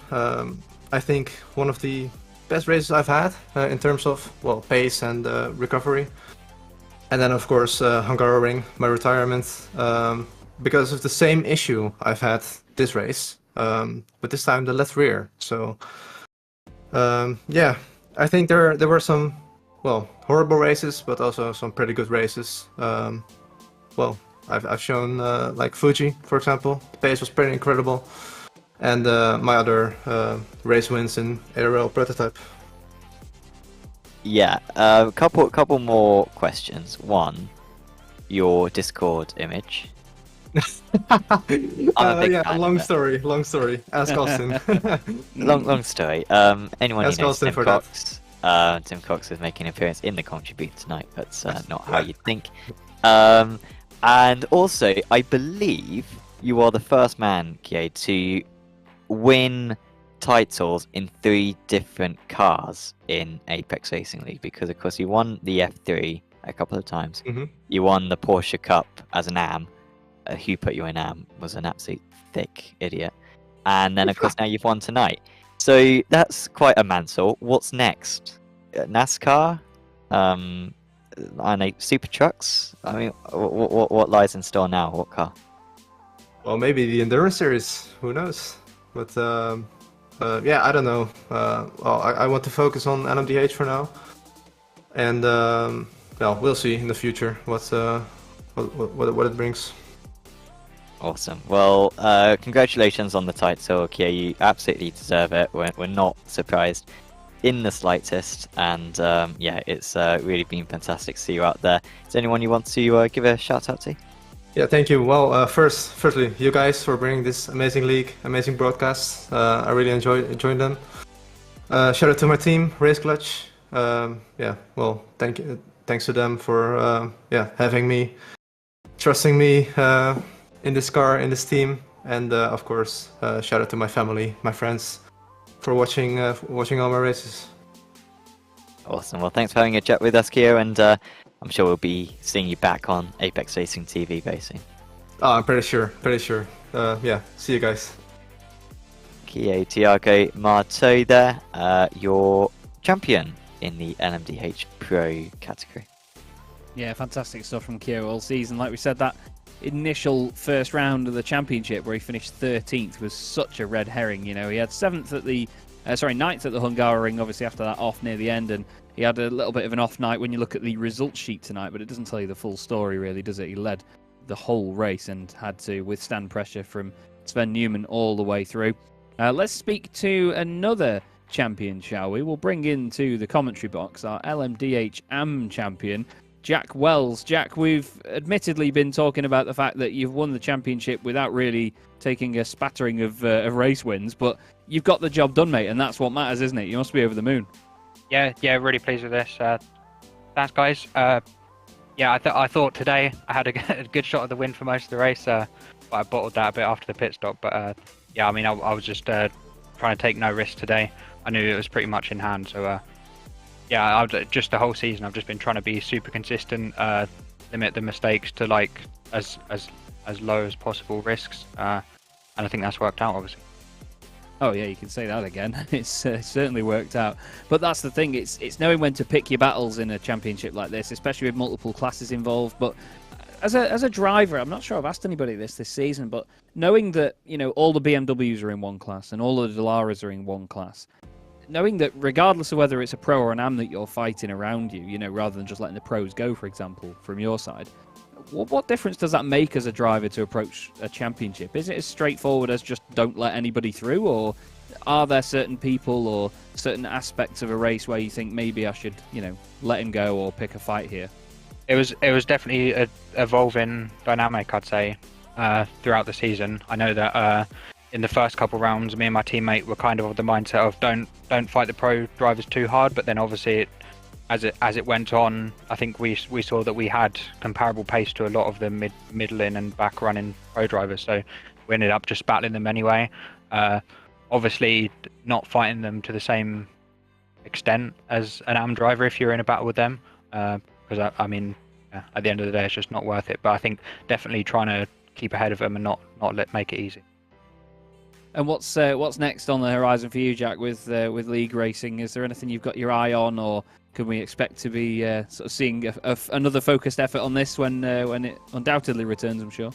Yeah, I think this series, when it returns, I'll pick that up again. I think the endurance series that I saw just got renounced. I think it's only me really that has an interest in maybe running that in the LMDH. So I think as a team we'll probably give that one a miss. But that looks like it should be a really fun prospect. But yeah, I think that this series when it next comes up, and then as a team we're really focused on special events at the moment. We're trying to make the most of them. Oh yeah, I know that Drew likes to crack the whip with special events from experience, so it's all good, mate. Is there anyone you'd like to give a shout out to, Jack, before we let you go tonight? Yeah, so give a big shout out to the team Beast Racing for supporting me through the season. My teammate Surin, who is in the last couple of races really helpful. I know that he didn't have the fortune this season that I did in some of the races, but he was really helpful in supporting me, and especially tonight, basically being my crew chief. And then a shout out to a couple of my friends who have supported me as well, Jimmy and Chris. So, yeah. Lovely stuff. Well, great to speak to you, Jack. Very well done on the championship, mate. It was a lot of hard work that certainly paid off, and hopefully we'll see you on our screens very soon. Thanks, guys. Cheers, mate. There we go then. Jack Wells winning the LMDH AM Championship, and like you said before, Sam, you know, it wasn't all about taking race victories for Jack, was it? He just got the job done under the radar and caught people off guard. It was great. Yeah, it was a fantastic season from Jack, and a well-deserved title for him after coming so close to in the LMP1 Championship last season. In this, I'm going to take a random interview by using a random number generator, and the number is oh come on, what's happened? Is it 1 or is it not changing? I think it was 1. Lewis Ward is looking across at me. I think it was 1, but it was already on 1 to start off with. I'm going to take him. Bogdan Moldovan, dragging him up here. Bogdan, congratulations on another race win, and that one was a bit more comfortable in the end. You really looked like you were by far the class of the field tonight. Well, yes, I work very hard with the team on the setup because there was to adapt to our style, and I'm very proud that my teammate Emmanuel also got up to speed with it, and it come very closer and closer to me, and now we're kind of equal. So the hard work paid off in taking the first 2 places on the grid in the qualifying. For sure, and of course, whilst you haven't taken the Drivers' Championship, because Anders clinching that one, you have taken the Teams' Championship, it looks like. So that must be very satisfying, because, you know, as you're saying, Emmanuel's got closer and closer to you all season long, and it's that team effort, along with, of course, Sutinu as well, to take that title.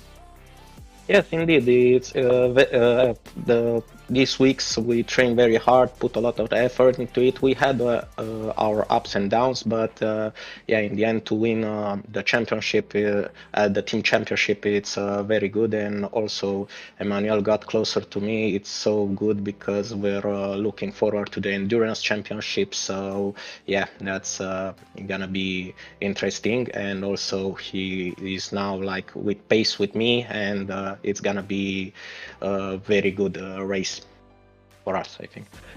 Yeah, I was very pleased when I saw you guys sign up for the Endurance Championship. Going to be really good fun. Are there any highlights for this season? Because you've been able to rack up a fair few victories as the season has progressed. You managed to get 3 on the cards in the end. Any of them which stand out particularly? Well, I think this one, because here I had more pace and I was feeling very flowy with the circuit, and I really liked the circuit without the final chicane. It was much more flowy and I feel very comfortable, perhaps the most comfortable at this circuit than any other circuit. And I just, every lap I was increasing the gap, and I was like cruising, let's say, and till the end. Is there anyone you'd like to give a shout out to, Bogdan? Yes, to the team manager, Mr. C, he helped us very, very much with the preparation, with the strategy and all of the knowledge he has. To my teammates, my friends and my family, and also my cousin from UK, Bragov. Well, it's been really good to have you guys in the championship, Bogdan. Hope to see you much more in Apex Racing League, as I'm sure we will do. And yeah, have a good break from the events for a bit, and yeah, have some good time off. Yeah, thank you. See you on the Endurance Championship. Bogdan Moldovan there for Walk Racing. Yeah, really good championship, and yeah, really good. Really good kind of spirited team there, Chaz, and yeah, looking forward to seeing them, and of course many more of these drivers out on Apex Racing TV in the near future, I'm sure. Yeah, and it's great to see different drivers and teams from one league to the next, you know, and see how they adapt from one championship to another, and the different formats and things that they have to deal with. It's great to have that. So, you know, that's why we're very lucky here on Apex Racing TV with Apex Racing Leagues as well. There's so much to watch, so much to do, and always championships for you to get involved in at home as well. So make sure if you are interested in any sort of Apex, or sorry, any sort of iRacing leagues, you check out Apex Racing Leagues and see what is on offer there, because there will always be something to race in. Unfortunately, though, that is all we've got time for tonight, and that is all for this season. It's been a hell of a lot of fun, honestly. Thank you very much for having me on, guys. I've really enjoyed myself. It's been great to work with you again, Sam. It's been way too long, and we've had a really good laugh with it, and with Dane Baird as well earlier in the season, and thanks to Lewis Ward, our broadcaster. He's done a fantastic job all season. Thanks, of course, to the championship sponsors, and, of course, everybody at Apex Racing TV for making this happen, and Apex Racing Leagues as well. But from me, Chaz Draycott, the wonderful Sam Fitzpatrick, and Lewis Ward, we will see you again very, very soon. Thanks for watching, and good night.